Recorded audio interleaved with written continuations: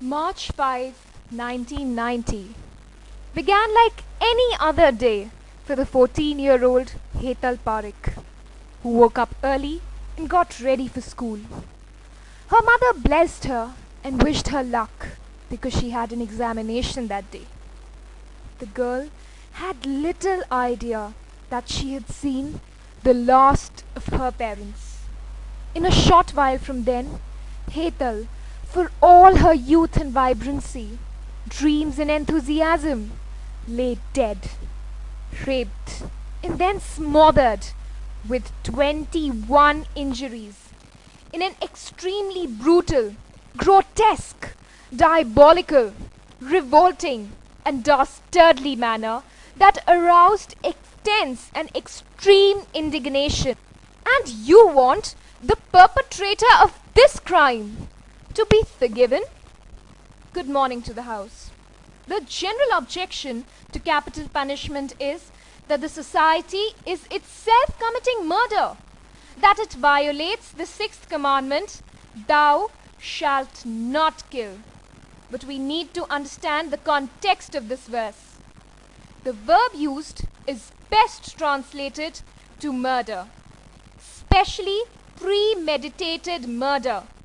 It is never used of God, angels, or even enemies in battle. So it does not teach that all killing is wrong. It teaches that murder is wrong. Second, the penalty for breaking the commandment was death. When the society took the life of a murderer, the society is not itself guilty of murder. Opponents of capital punishment fail to see the irony of using Exodus 20 to define murder and ignore Exodus 21 to punish the murderer. Capital punishment not only prevents the criminal from repeating his crime, but also deters crime by discouraging would-be offenders. For both of these contribute to a greater balance of happiness in society. In 1973, Isaac Elric employed a new kind of analysis, according to which for every inmate who was executed, 7 lives were spared because others were deterred from committing murder. Death penalty is a form of incapacitation. Vicious murderers must be killed to prevent them from murdering again. When someone takes a life, the balance of justice is disturbed.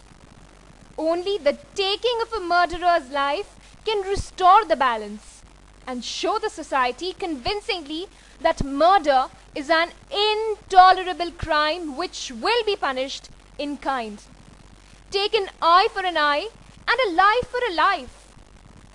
Throughout the Old Testament, we find many cases in which God himself commands the use of capital punishment.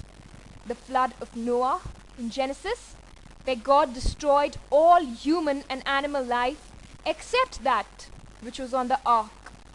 Sodom and Gomorrah, where God destroyed the 2 cities because of the heinous sins of the inhabitants.